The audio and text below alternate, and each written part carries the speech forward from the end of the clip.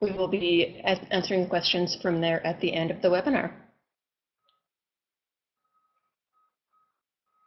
All right, everybody, so I want to thank you all for joining us today. Before we hop in and get on with the screen sharing, I just want to quickly go over a little bit of background of Oprius. I don't know how many of you are familiar with us or how we started, but we really were designed with network marketers in mind.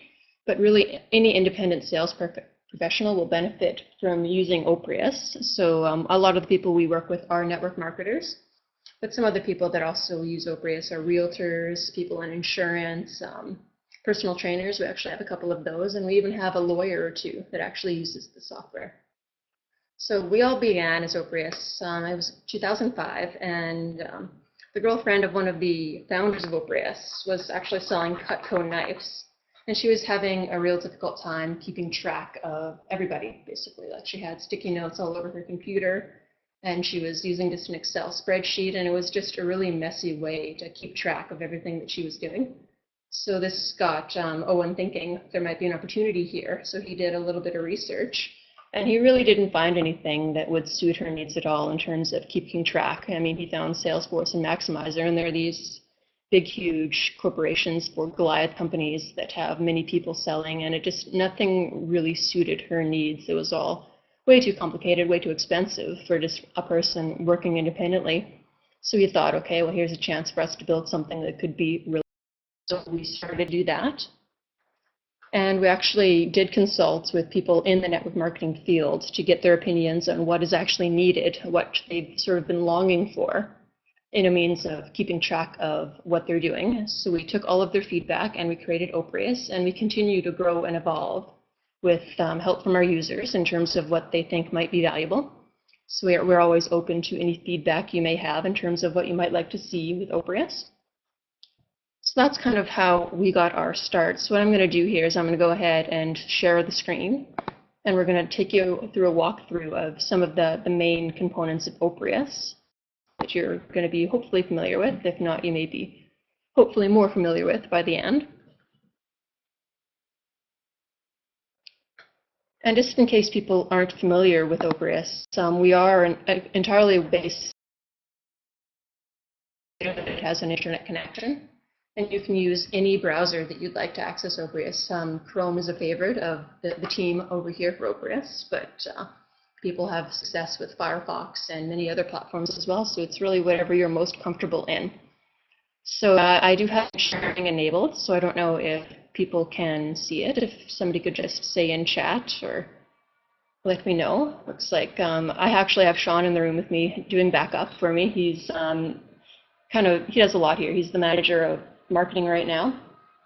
So he is helping me clean up because this is my first webinar. So I'm going to get rolling here and go right into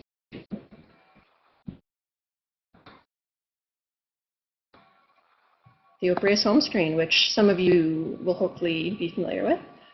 Just forgive my old computer here. She's a bit slow getting things going. It's a laptop from about 2007, so she takes a little bit of time these days when I ask her to do things. So when you log into Oprius, this is the screen that you're going to see of what your day is going to be like. It has everything that's sort of pressing and needs to be done right now. We tried to organize it that way so it's too overwhelming for you, because a lot of times if you have a different CRM or if you have no way of managing your contacts, you just look at everything, it can be really overwhelming. So we have it all broken down here for you in terms of what you're actually going to need to do today. So there's a little preview of your calendar. We have the calls over here that you're going to be responsible for today and in the near future.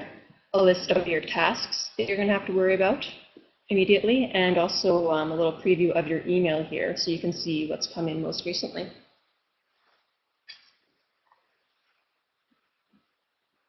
All right, so we're going to hop right up here to the top, and this is sort of the navigation bar where all the modules are housed. So right now we're looking at the home screen. The next one over is your contact list, and we'll page through all of these in a moment here. I just want to quickly just let you know what all of them do and where they take you. So this will take you to your contact list where you can look at all your groups and add new contacts and see who you already have in the system, and an overview of what that looks like. This is your calendar. It's pretty straightforward. And then here we have your calls and your tasks. So this is one thing that's kind of unique to Oprius that a lot of other CRMs hadn't been doing when we first started. we've actually separated the tasks and the calls for you. A lot of places sort of lump those together, so it's tasks and calls all in the same thing, where the calls themselves are just listed as tasks. But there's a very specific reason we did that I'll touch upon when we get into that particular section of the module. This here is your tasks, so this is everything that you have to do.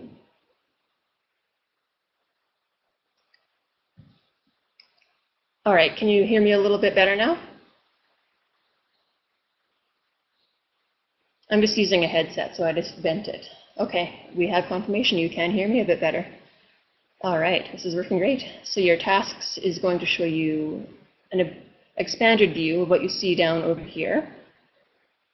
And then we have email, and it's a full email system, so you get your own @Oprius mail address when you sign up.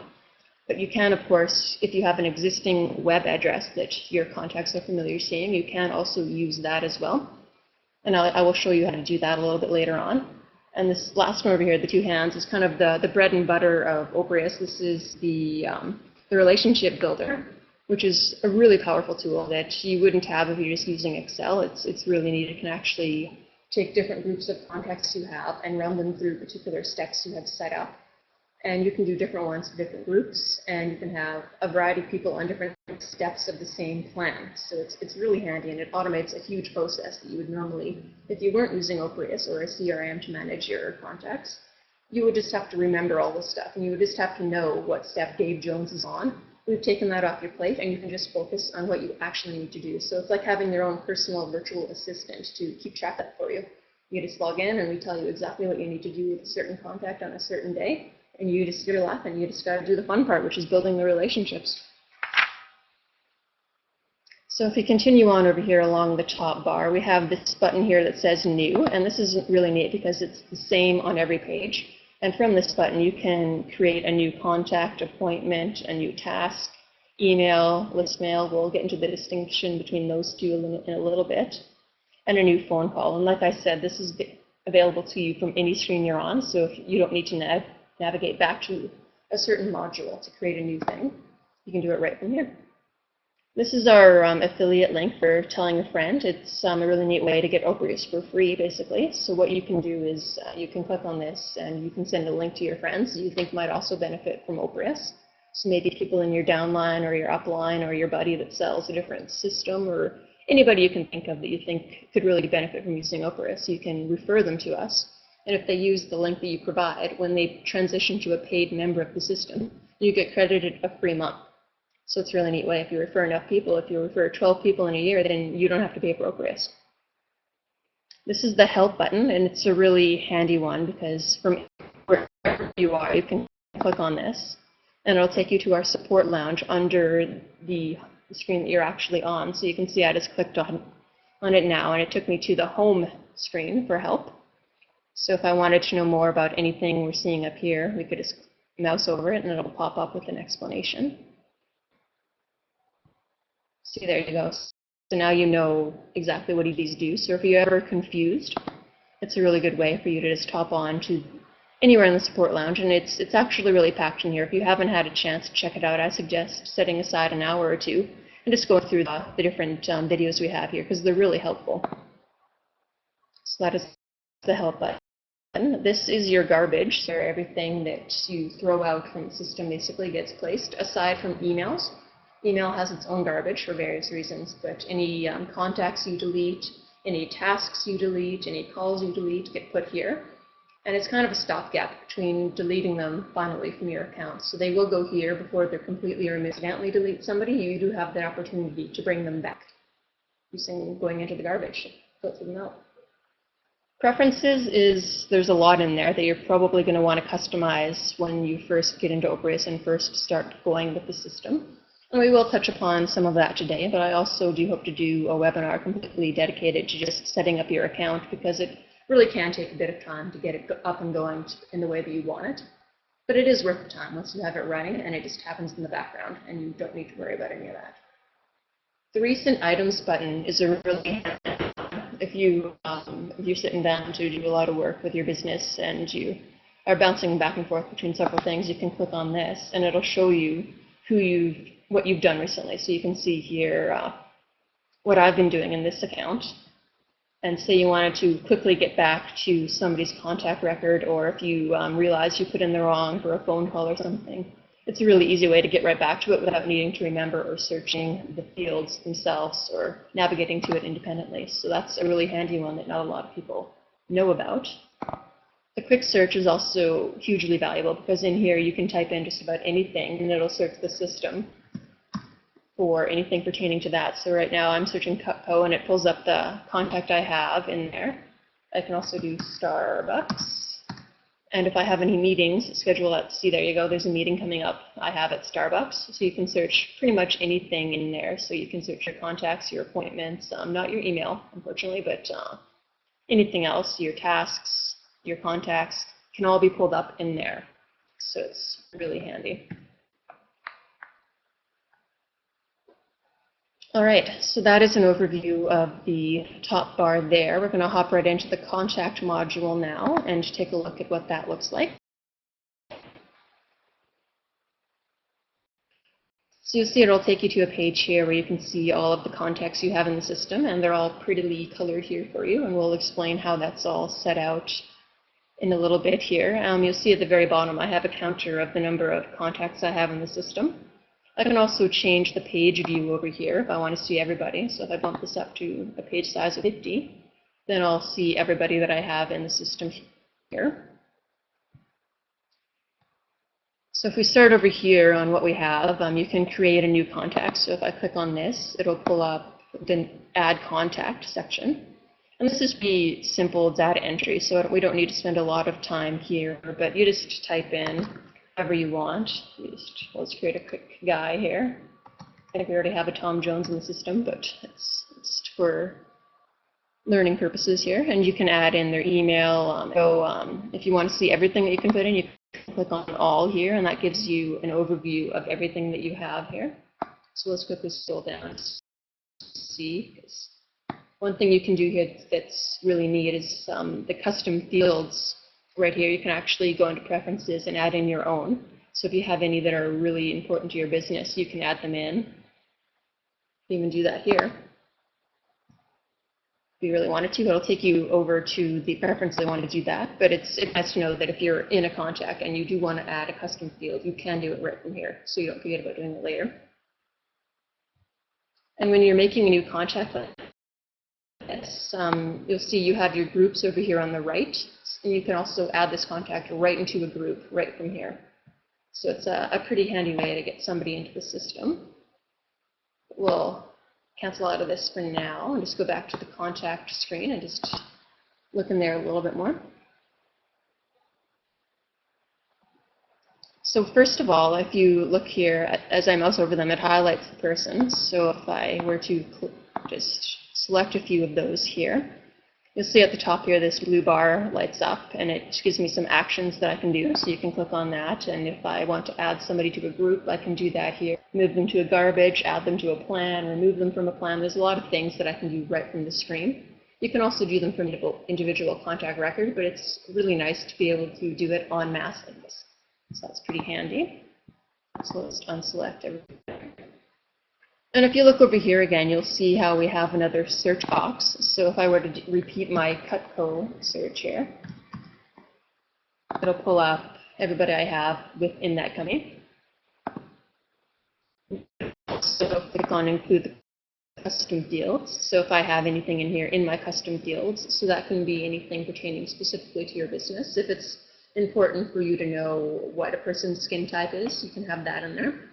Or if you need certain dietary restrictions, if you need to know if somebody has celiac disease or something, you can do that from here as well. And you can make all of that search product that's gluten-free. You can let everybody know that has celiac disease. So that's pretty handy. You can also pull up your contacts based on the source. So we'll do trade show. So we did meet a couple of people at a trade show here, so that's really neat. By default, it's set to any. And the real powerful thing here is the groups that you can put your contacts in. So if you look here, we do have 5 different sets of groups. And pretty much any contact you put into the system should fall into one of these 5 subsets. So we have your sales process, And if you go over, you get a little preview of what it actually means. And then business groups, so these are people that you work with. Your personal groups, so your friends and family. Groups, this is basically for anything that doesn't fit in what already exists. So if you're planning a retreat or something for some members of your company, or if you have like a birthday party or you're organizing something that's temporary, you can create a quick group. So you can just easily pull up those people just associated with that event, and you don't need to worry about muddling around trying to find ways of organizing everybody. It's a really neat way to just quickly do it. Your email list, so by default we give you the newsletter here, but you can also create your own. So again, if you have people subscribed to different lists that you have, you can keep track of all of that over here. So say just one thing about the sales process actually before I move on, you'll notice here that it's varying shades of blue. And this is actually for a reason. We've set this up to be a gradient, just like that, because they're usually the contacts that you spend the most amount of time with. So we wanted a really easy way for you to be able to tell in that process. So it starts lighter and goes darker. So you've got the people that are potential customers that you either just met at a trade show, in line at Walmart, or just somebody that you've met along the way in life that you think may be interested in what you have to sell. So they start there, and then they evolve and they become somebody that is interested in your product. And it gets to the stage where you've shown them the product, and they can then either do one of two things here. So if they've shown products and they decide to buy, they can jump down here into your customers group. But with most network marketing businesses, it's not just about selling the products, it's also about getting distributors to work underneath you. So there's actually a continuation of the sales process here for people that you are trying to recruit to be part of your team.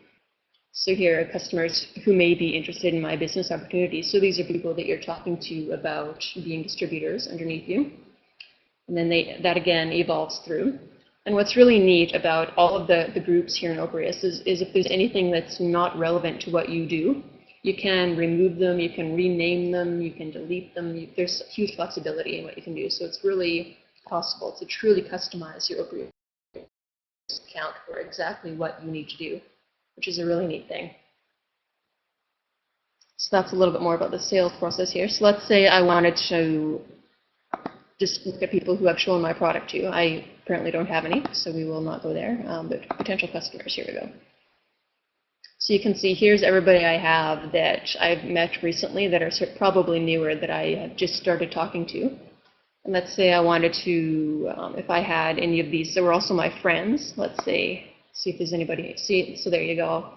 I have people, right now what it's doing is it's actually showing us people who are in either, so I have my potential customers and my friends. So if I wanted to change that and see people who are only in both groups, like right now here you see it selected to in any group. If I want people who are just in both groups, I do that, and you can see I actually have a couple of people here who are my friends. They're my personal group friends, and they're also potential customers that I've talked to about my product.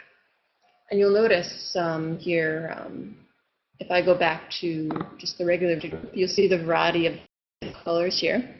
The reason for that is the way the groups are organized here. We have everything in a gradient over here.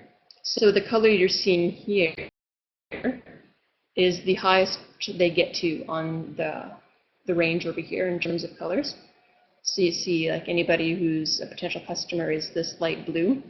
And you have this person, Deborah, who is in my upline, so you can see that really easily. So wherever they are on there, the highest they are over here is the color. So that's why when I went and I did all selected groups, even though Megan and Gina are both my friends, they're showing as the light blue as the potential customers. So we will unselect these groups here. And I wanted to just quickly show you another thing that you can do here. There's another thing down here where you can actually select contacts that are not in any group. So this is a really neat way you can see if anybody's fallen through the cracks. See here, you can see I have a couple of people that I don't have grouped at all. So now I know who they are, and I can very easily, like if I wanted to say, hey, wait a minute, no, Robert, you're not nobody, you are who I actually work with. So I go, okay. example, Robert, you are a customer. I don't know how you slipped through the cracks. And I've now added him to the group, so you can see how he's been added. So if I were to click on this, oh, I still have it selected on there, so but if I click back on my customers, you'll see how Robert is now in here, which is what I wanted.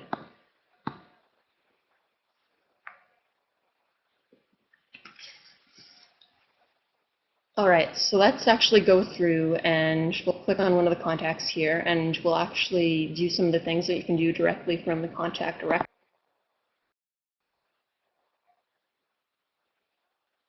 So the first thing you'll see up here is her name and all of the basic information we have about this contact. So her work number, her mobile number, her email address itself, everything there. Over here we have the extra information. So if you do create any custom field, so it's a really neat way. You get a snapshot of everything you need to know about this person right off the bat. You get her contact source is over here. We even tell you when you created this particular contact, so that's pretty handy. You can see which plan and which group the contact is in, and if for whatever reason you needed to change the group this person was on, you could also do that. Like let's say that Naomi here decided to become a distributor, and you were, for whatever reason, in her contact record, you could quickly do that, and she would be added to that as well. And see, there you go, she is a group as well. And I can also, from her contact record, change the plan she is on and do many different things here. So we click on Edit Contact Details. This takes us back to the page that we saw when we did the new contact. So we have much of the same stuff that was over there. It's all the same. Actually, it's just filled out. So we don't really need to spend too much time there. I will show you under More Actions here. There's a couple things you can do. So if you needed to delete the contact, you could do that. You can print it. You can duplicate it. It may seem like a weird thing to do, but if you're working with a company that have several people with similar information, like say their work number is all the same, the email is all pretty much the same, you can duplicate the contact, and then you don't have as much data entry to do. And send permission confirmation. So this is if you want to get Naomi registered to be on your list mail, which we will touch upon in a little bit. This is what you would do to send her permission confirmation to get her signed up. So if we scroll a bit down here, actually before I go to that, I just want to mention the sticky note pad up here. It's really important. So this is kind of reminiscent of the old sticky note method of maintaining your business. So you can type anything you want in here, basically. So if you have something that you've quickly learned about Naomi, like let's say that she has a niece or a nephew. That's not how you spell nephew. Nephew was born, and his name is George. There. So you could add that in there, and you can either leave it right up in there, or you could move it to history if you want it to be automatically time-stamped. So now if we scroll down, we'll see there's the note that I created, the timestamp of when it was made. So that's a really handy way because relationship building is all about that. It's about knowing the personal details of the people that you work with. So if next time you talk to Naomi, if you ask her how George is doing, then it's a great way to sort of just have that personal touch. So all along here, you can attach new tasks, calls, emails, and appointments to this particular contact from this screen. And here you also see what is upcoming for Naomi. So you have to talk to her about the product demo on July 20th, so that's coming up. And you have a stay in touch reminder. We'll get on to those a little bit here. And right down here, this is a really valuable thing. Contact activity history is hugely important. It's actually where if you have any email correspondence with any of your contacts, it's all going to be logged right here. So it's really neat because you can just go to Naomi's contacts and you can see everything that you've ever said to her, basically. And that includes emails that have been you and those that you've sent to her and replied to, and so on and so forth. So any email correspondence is going to be logged here, as well as any phone calls that you've made, any appointments that you've set with her that you've been to. It's all going to show right here. So it's a really neat way to keep on top of things that you have here.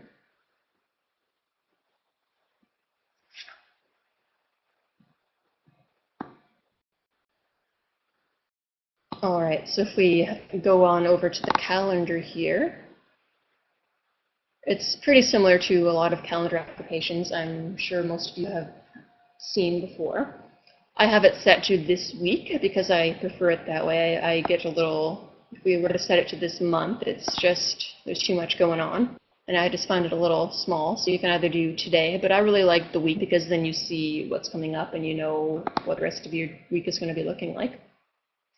So you can see here how you have a bunch of your appointments here are set into particular groups, so you know what you're doing with what.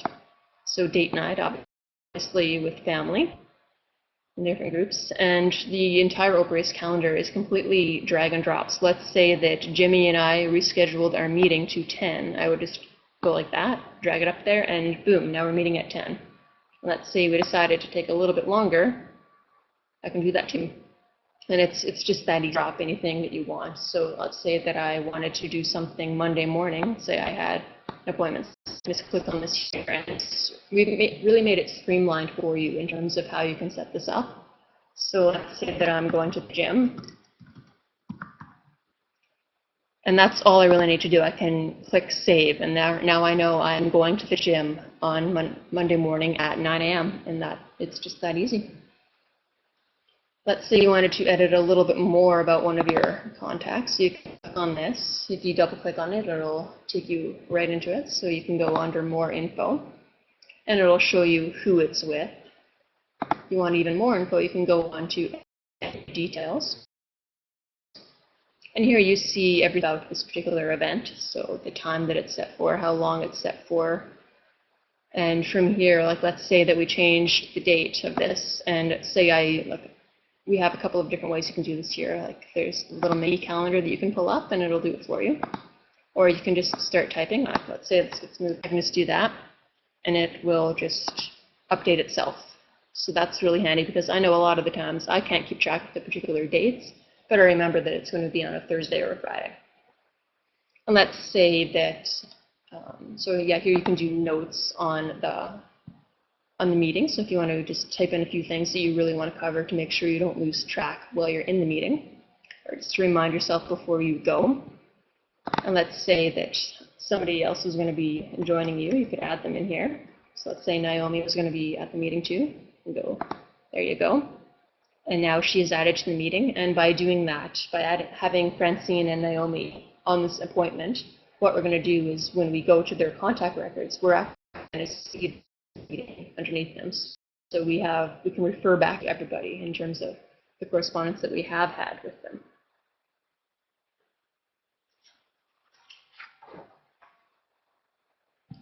So that is basically your calendar. It's pretty straightforward. It's really similar to a lot of other apps. You can change the group that something is in, so we can edit the groups. And actually, I should really cover this, the reminders. So right now, I don't have it set to remind me of this appointment, but I can set it to remind me within 30 minutes of the appointment, or 1 hour, or 1 day, and I will get either a text or an email or both reminding me of this particular appointment. So let's set that for 30 minutes because we can. So that basically covers what you can do in here. I'm going to skip the phone or the calls right now and go into tasks because I want to make the distinction between why we have these separate. So we'll go into your tasks here. So this is one of the more basic modules that we have, but it is very powerful because it is really handy to know what you have to do on a given day. So when we first look at this, this is everything, these ones are overdue right now. But we have this task right here is again with Naomi to talk to her about the product demo. We have the before, and you can see who it's with and when it is. And from way over here, we can either edit this or we can garbage it, whichever we want to do. And what's really neat here, like let's say I actually did this, but I didn't get around to actually clicking it off. To remove it, all I do is say, okay, it's done. I did that. I took the recycling out. And I've registered for the conference. So now all of these are going to be moved to my task history, which is really handy. So if I were to maintain that, they would just move over. One distinction I want to make here, if you'll notice a few of these tasks here that have this little hand next to them. So there's this one, there's all these down here, the send thank you notes. And then you have these other ones here that don't have that. What that's telling you is these particular tasks have been scheduled for you from the relationship builder, which is what we'll touch on in a little bit. But that's the distinction there. So these ones, you did not physically go in and create your own task. It was scheduled for you. So over here, instead of garbaging it, you have the option of skipping it. Like let's say that you actually physically saw Tobias and you don't need to send him the thank you note. You can skip this step. And it'll ask you if you're sure you want to do that, and you can say yes, and then that'll get removed from here. So there you go. And you can see how the ones that I clicked before have now been removed. So let's say I needed to create a new task. Pretty simple to do. Let's say my new task, I have to walk the dog. If I don't schedule it, I might forget it. And medium priority. Maybe there's a big park I want to try.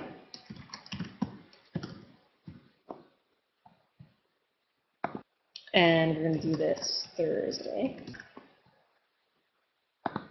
And again, over here, like if I can use the little calendar to pull up the time, or I can just type noon, and it'll work. And here, this is really neat because you can actually customize how often this task occurs. And I should mention that the fields you're seeing here are not just particular to tasks. You can also do them for appointments and phone calls, and the interface is virtually the same. So if we wanted to make a custom one here, just to see what it's, so you could do it daily, you could do it weekly, yearly, monthly. Let's just play around with this. So we can say, this is really neat because if you have things in your life that are bi-weekly, like say you get paid every other week or something, you can keep track of that very easily. You can even establish when you want this to end. And then this one is just walking my dog, so it's not with anybody in particular, but he's family, so we'll put him in that group. And there you go, and that is all you have to do to create a new task.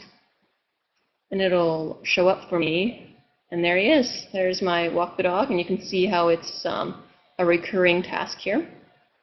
So if we were to page through to the next Tuesday, or 2 Tuesdays from now, we would see this task appearing again.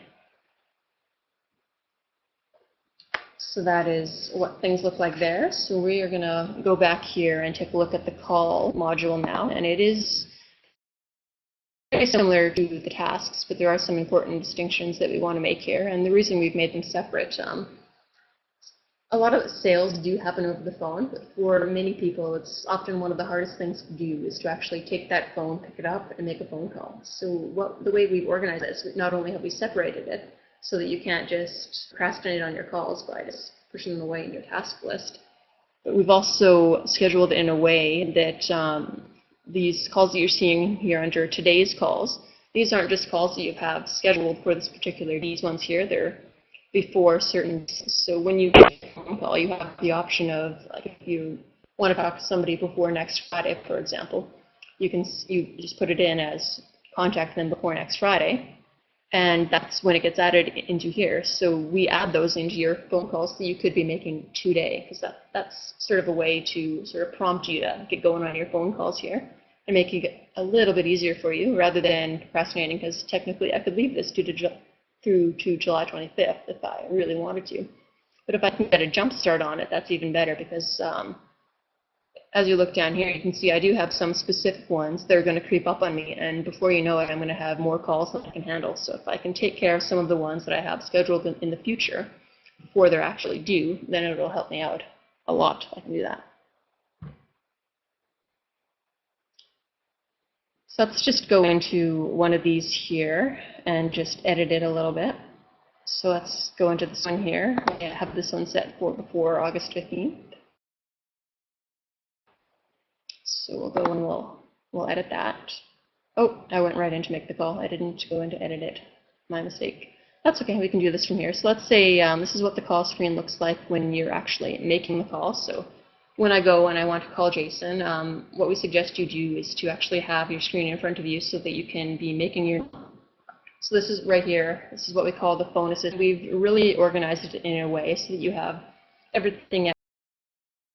So we have over here say you're on the phone with Jason and you learn a couple more things about him while you're on this call. Like say he says, oh, you called me at a really bad time.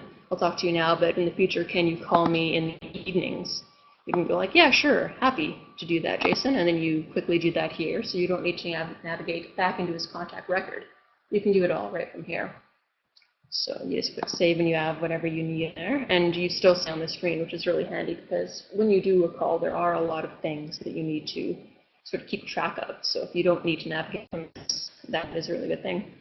So while you're actually talking to Jason, you can be typing in anything that he's saying here, anything that could be relevant, like maybe you guys want to set up a meeting. Oops. Now you know, okay, I'm going to have to call Jason about that. And from here, like let's say you actually are able to pin him down and you are able to make an appointment. From this contact record, you could actually create an appointment and it'll always pop up in the box here. And you can say meet. And you can just fill it all in and it'll automatically get added to your calendar. And we can see here, if we look over at this, we see that Jason is a potential customer. So we can add this to our potential customer group. We can put in all the information that we want in there and it'll get saved into our calendar. Let's say you're not sure what your week is looking like. You don't want to double book yourself and get into that awkward situation where you have to call somebody back. What you can do is you can get a sneak peek at your calendar here. And then while you're talking to Jason, you know when you're free.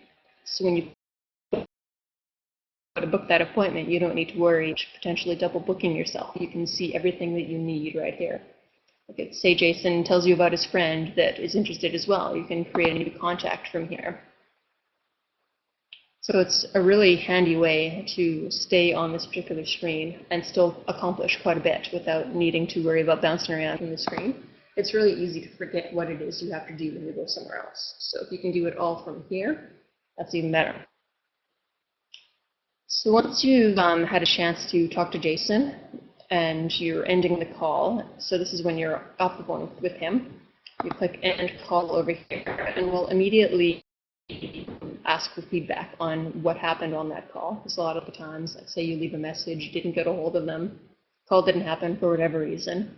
You need to document that because it helps to keep track of even attempted conversations you've had with individuals. And we also give you the option here of our phone appointment call, so we'll cover both of those right here. So let's say I want to set up a flexible call. So this is a call that I'm setting that doesn't have a specific time in mind. It's just something that I need to do before next Thursday. So I need to nail down time for that coffee meeting.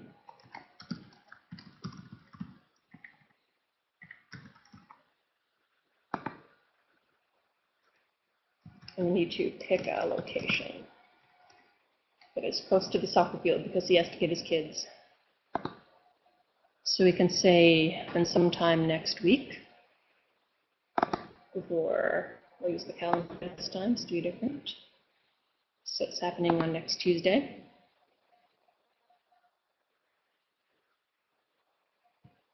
And then now I know it'll be scheduled for me to do this sometime, well, the way I have it set up now, sometime between these two time periods here.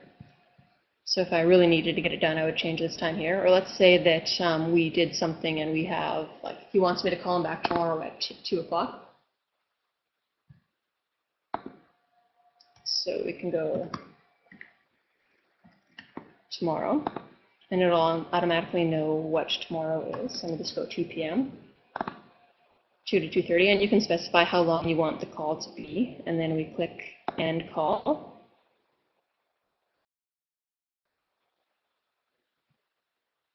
And you'll see how that one has actually been removed from my screen here. And if we were to go back into his contact record, we would now see it on his screen. And also, if we scroll down here, it's not showing up because it's too far ahead. Where is it? I'm not seeing it, but it is there. The call that we just made is visible to us in our call list.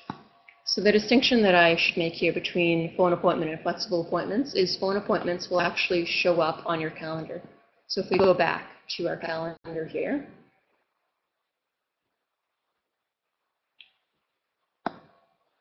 you'll see here, this is the one that I just did. It's the setup meeting call, and it has a little phone next to it, so we know that is a phone appointment. So phone calls that you set up as phone appointments will actually show in your calendar because you both dedicated that on that phone call. Flexible calls will not show up on your calendar because they really don't need to, because it's just something that you, whenever it's convenient for both of you. So it doesn't really make sense to have it in here in any fashion, but phone calls that are phone appointments, definitely, because you both agreed to be there. So it's basically an appointment.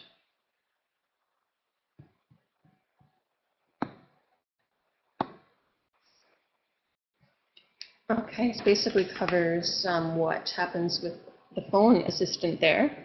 So we'll just quickly jump into the email module. And right now there's not much in here because it's just our webinar account, but it's going to be very familiar to you. If anybody, a lot of people have their Gmail or Hotmail accounts, or they have something provided by their company that they use. So it's very similar to the modules that you'll see there. You can create. And it has, like if I just start typing here, it'll pop up with Naomi's information. So there's her contact record. And then I can just continue on creating the email however I would see. But let's say this used stored email here is a really handy way. Like a lot of the times there's emails that you send quite frequently. So you can, let's say it would be an email that I wanted to send.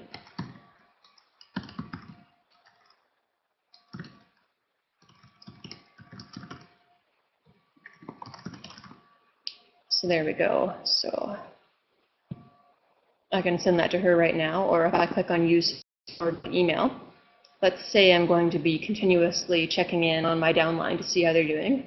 I can store this email message that I've just created here. So I can go current email.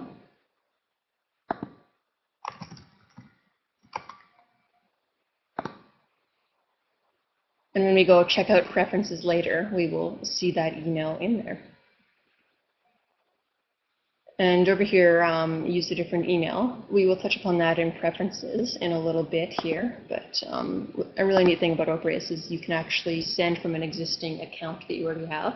So if you have a Gmail account or something provided by your company that your contacts are a little more familiar with seeing, you can send from that account. You'll still be doing it from within Oprius proper, but when the email is received, it's going to look like it came from a Gmail account, for example. You can add your CC, your BCC, all of that. You can attach a file. We have an email editor along the top here.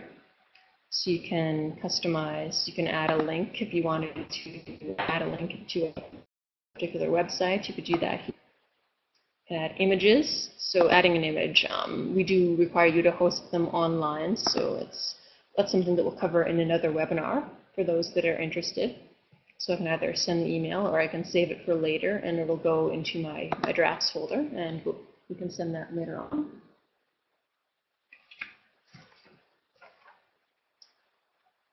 So there you go. So there's my drafts, and I have 2 of them because it got auto-saved while I was in there. So let's go back to our inbox.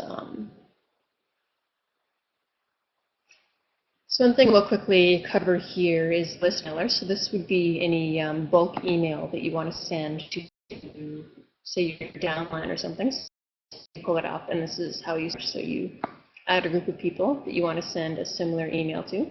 So we'll send it to our customers. And the next thing that happens is it pulls up this verify plan recipient list, and what it does, it shows you the number of emails that will be sent, because for this particular feature within Oprius, we do require what we call a double opt-in system. So that is where they agree to take bulk email from you, not only in person, you meet them at a trade show and they write their email down and say, yeah, I want to be emailed, but they also get what we call a permission confirmation, which is a separate email that we send to them that they actually need to click on the accept link. So we'll go to that in a second here. But like here, say for example, I wanted to use that stored email I just created. you can see how it populates there. And if I want to make this a little more personal, I can add, I went down there, but it'll populate the first name for me.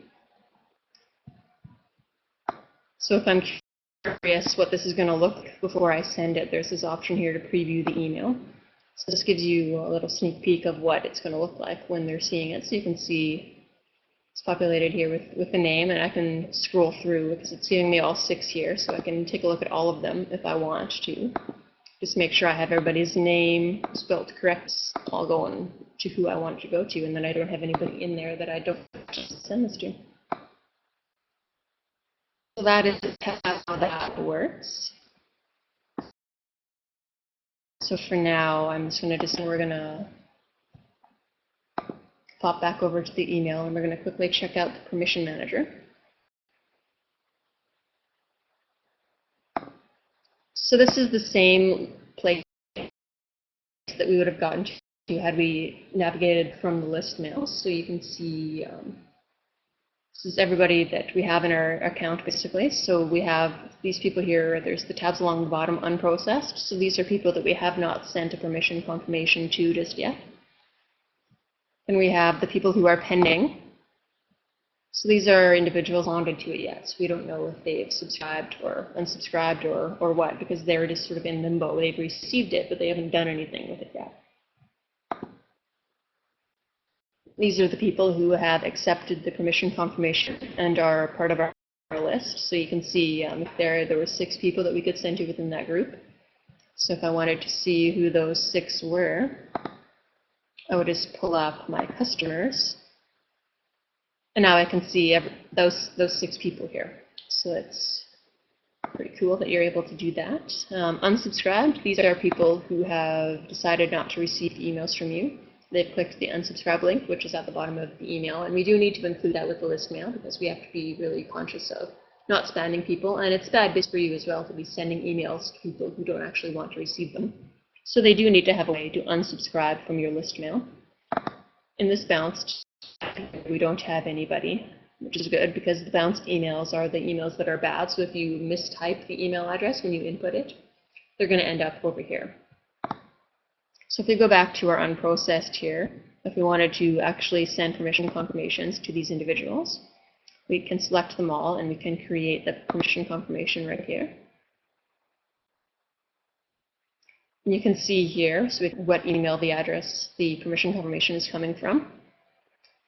And these permission confirmations, it's an individual one sent to each person. So that is why it just says the 5 contacts you are sending the confirmation to. And then here, there's a couple of options in what you want the subject to be. So in this particular account, it's called demo. So that is why it says demo requests your permission confirmation. Or you can leave it as recipient name. So it would be like John, permission confirmation. And then in here, this is where you would type who you are and why you're sending this to them. So usually some good practices in here are to include how often you're going to be emailing people, the fact that you are not going to be spamming them. If you can put in a little bit about how you met them, it may mean sending more permissions to separate groups, but anything you can do to really personalize it is going to be in there. And this gives you a preview of what it's going to look like. So this is what they're going to see. It'll be the message here. And then they'll have the option to either subscribe or unsubscribe.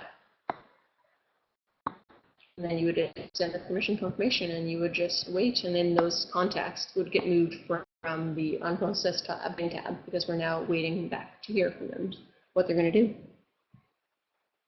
So that basically covers the email module.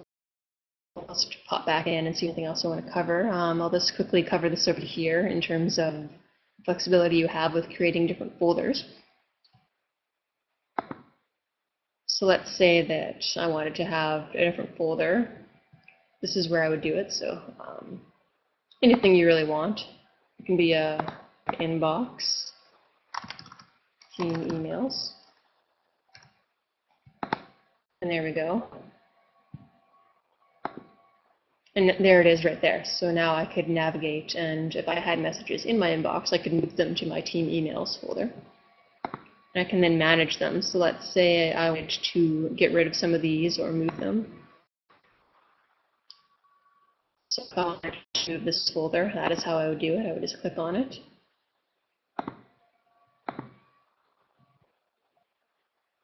And it's pretty straightforward. That's delete, that's edit, that's move. So we'll just clear that away.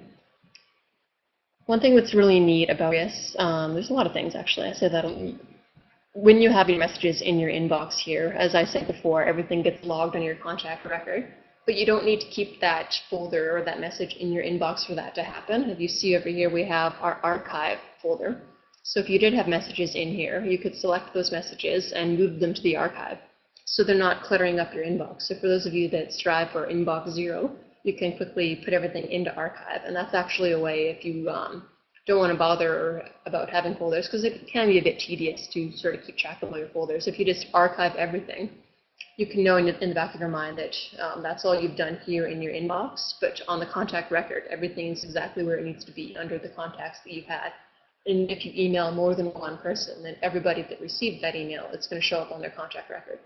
So it's a really cool way to keep your inbox clean, because I personally prefer to keep it down as much as I can. I just find it helps me because it can be overwhelming seeing hundreds of messages in the inbox.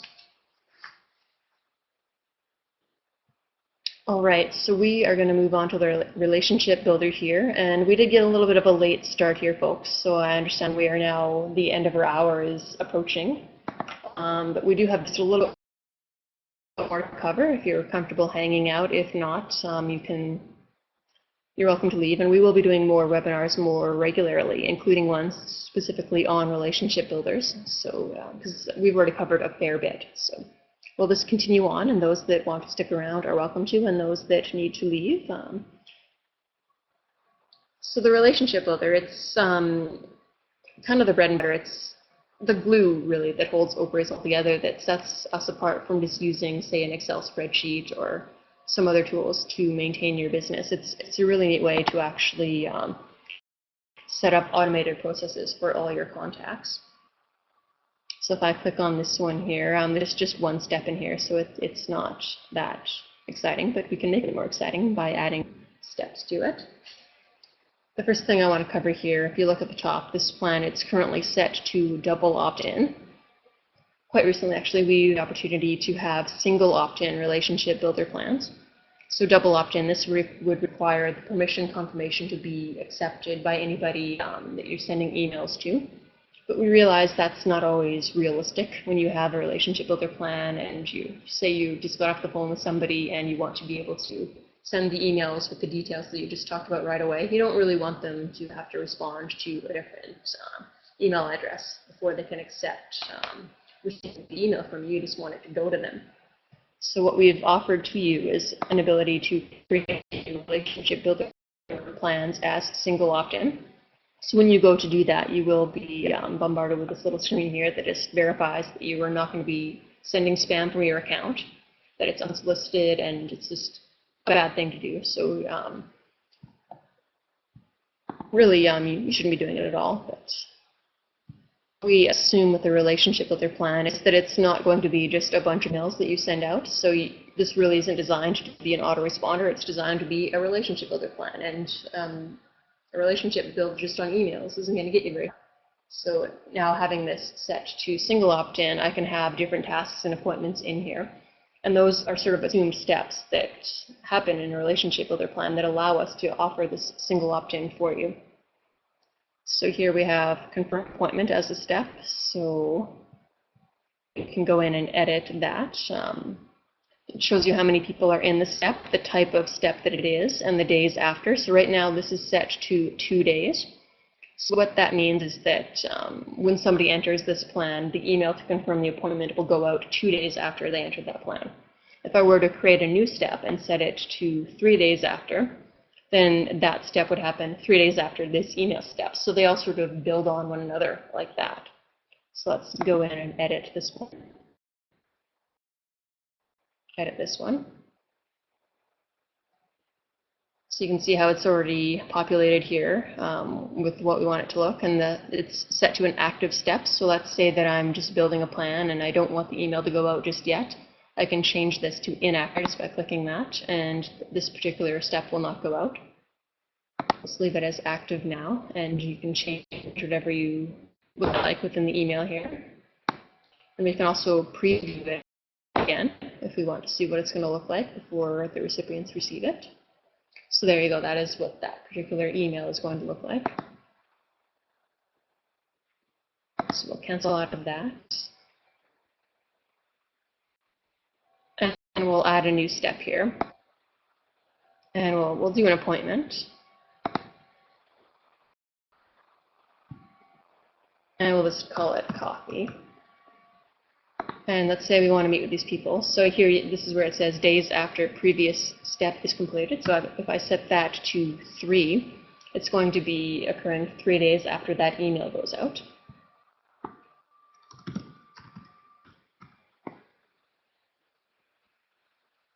And here this will tell me what happens with this appointment reminder. It's going to appear as a task in my task list. So I click Save here.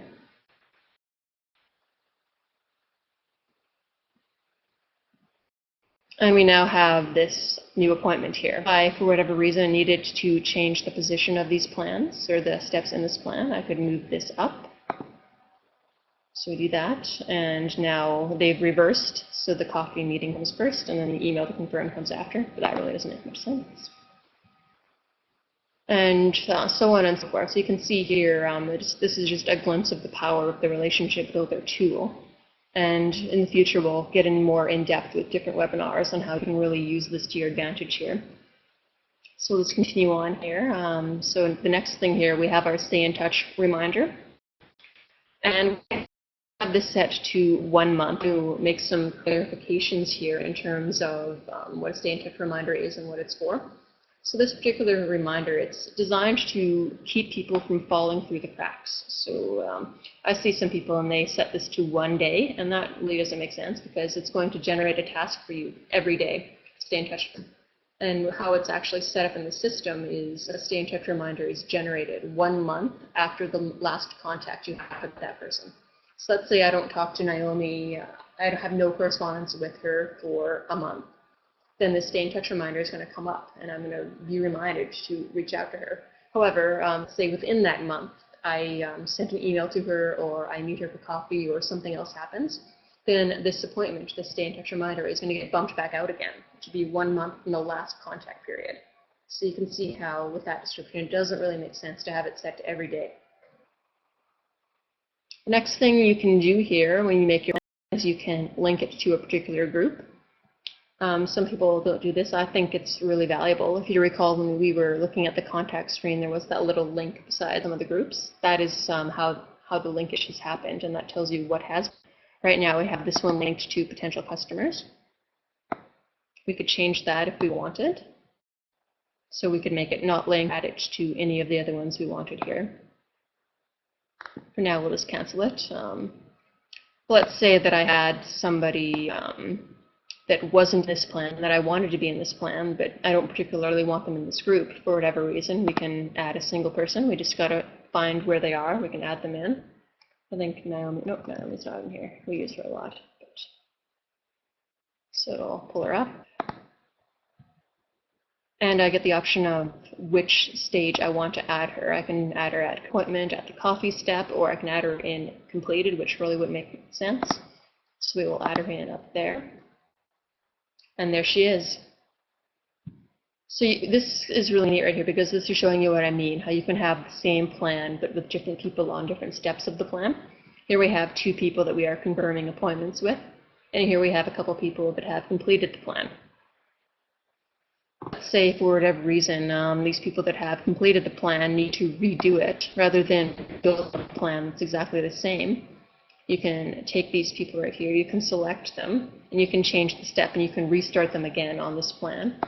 Or you could put them to a different plan. You say you don't need them in here anymore, you can remove them or add them to a different one. There's huge flexibility you can do here.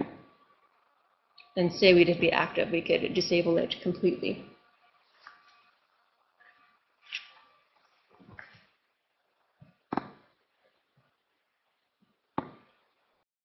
So that is kind of a view of the relationship builder steps and what you can do here. There is quite a bit you can do, so we're going to focus on that a little bit more at a later date. Here, this is gives you a description of what it means when you link your groups to the plan. So you can see what's happening here. So it's a pretty neat feature. So we're running out of time here. There's so much more I could show you, but I will just do a couple more. We're going to hop over into preferences actually, and I'm going to show you how you can set up sending from an external email address, and we'll just quickly go over all the different things you can do within preferences to customize your account. So this is all the information that I have here. You can change the default view. So if I don't want to see my home screen when I log in, like if I want to see my email first thing, I can do that. That here, reminders. This is if you want to receive reminders of tasks, phone calls, lead capture, anything. This is where you would set that up. So this, I should mention, the email is sent to whatever email address you have affiliated with the account. So here we have webinar@oprius.com. So if I were to set up reminders, they would be sent to that email address. So what's a lot of people end up doing, rather than having that and text messages, they just go with an email address that they have on their phone, so they can just receive it right there anyway. But if you do want to get cell phone text reminders, you can just add in your number. You pick a provider from the drop-down menu here, and if for whatever reason you don't see your carrier, just send an email to support@oprius.com and see about adding that for you. Subscription, this is where if you are just in trial, you can go ahead and create your subscription. This is the email preferences here. So this is your signature box. So if I wanted to add my name and stuff here, and my phone number and such, I could do that all right here. And what you should know about this editor box, it also accepts HTML. So if you have your email address coded in HTML somewhere, you can input that right in here, and it'll automatically work for you. And when you go to send an email, that will be included for you. Your default sending address, this is what we're going to do right away. I'm going to show you how to send from a different account. Stored emails. So here, this is the one I created earlier. You can add more, make them right here. But it's a pretty similar screen to the one we already saw, so we won't go into that in too much detail. This just gives you a bit more information on who has accepted your permission confirmation, who hasn't. And there's some links here to some really good reading if you want to know a little bit more about how to email with integrity or how to get the most out of your subscriptions. You can click on those at your own leisure. So email accounts, this is where you have the option if you do have an existing email address that you want to send from. You can set that up here. So you would just go into preferences and email accounts. You would go send for other account. And then you just type in your name here. So I have one set up here just to test this. So here we go. You can see it's now saying, okay, we've sent a confirmation link to this email address to make sure that you actually own it and can send from it. So we'll go here and we will just take a quick peek and see if that has come in yet. And there it is. So here we just go ahead, and this is asking you to validate the email to verify that we do indeed own this separate account that we want to send from. So we just go ahead and click on that.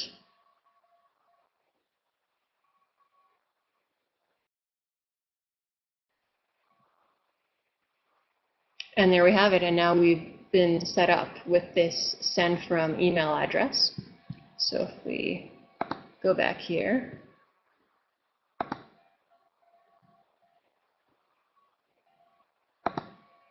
and finish that off, and we'll see we now have my new email here. So the one that I was using previously has been added, and it is validated. So I can use this as a send from account if I really wanted to. So now if we, back here. So here, let's say I wanted to use my default, I can now do that. And now when I go to make a new message, it's automatically going to default to this email instead of my Oprius mail one. So it's a really handy way to keep things consistent. If you haven't used a CRM before, then you can use your old email address to do that. So another thing that a lot of people want to do when they get their Oprius account is to have, say, this existing email address. It's still going to be receiving emails from people outside of what's coming into Oprius, right? So I want the option of actually forwarding that email to my Oprius account. So if you click on that here, it walks you through how you can actually do that. So it's kind of a generic overview of what you need to do. And then we do have a specific one here for some of the more common ways of forwarding your email. For anybody that does have a specific domain set up with your own email affiliated with that domain, if you aren't familiar with how to get in to forward it yourself, you can email your domain provider and they should be able to provide a walkthrough for you, which will let you go through and set up the forwarding. But I can show you in Gmail just how it works. We just go to Settings, Forwarding, and pop IMAP. And then we just add a forwarding address. So for me, it's webinar address mail.com, and it will be opriusmail.com, not just Oprius, but Oprius Mail. Make sure to include that. And I was playing around with this, so I already have it set up to forward here, but that is how you would do it. And then you would get an email from Gmail confirming that you do actually own that account as well, and are indeed able to forward messages to that. And the reason for that is because now any messages that get sent to my Gmail address will get forwarded to Oprius and will then get logged under my contact record, which is the whole point of having the system set up the way it is, so that we can log everything that happens with our contacts. Okay, so that covers most of what I want to do here today. There's another part within the contacts, lead capturing, that's a really valuable tool, but we've already gone over by 15 minutes, and I could spend 2 hours talking about just that. So my plan is to just do a separate webinar on just lead capture.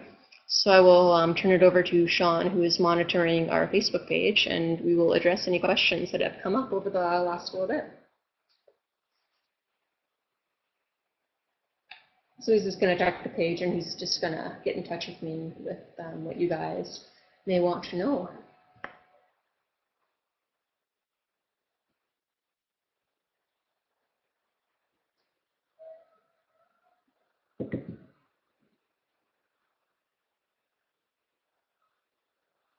Okay, so I have a request here to the import contacts button, and this is a really handy one to know actually. So if you go down here, if you go back to your contact module, I just got to it from clicking on here, and here is the import contacts.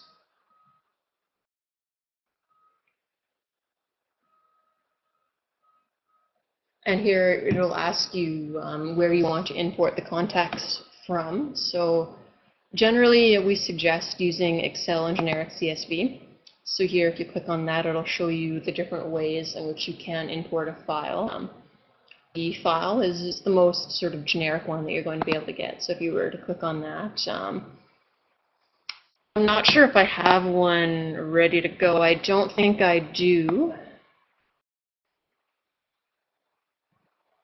So I wasn't prepared to do this, but you would just find your list in here, and then you would click on Upload Contacts, and it would start pulling in your contacts, and you would be asked to put them into groups and classify them. So it's a really good question, actually. So what we'll do is we'll do another webinar, set up your Oprius account and import your contacts, so that we can cover everything. This was more just an overview of all the different modules. Okay, so that it's looking like the only question that really required any attention here. So I just want to thank everybody for joining us tonight. And you are going to get an email after the fact, just with a little bit of follow-up for you. And I'd really appreciate any feedback you have on if you found the webinar valuable, if there's anything in particular you would like to see for future webinars. If the pace of it was right for you, just anything you can let us know would be very helpful, because our plan is to do more of these, and there's no point doing them if they're not of value to our users. So anything you can provide would be much obliged. And thank you so much for your time. So that is all we have today. In touch with future webinars.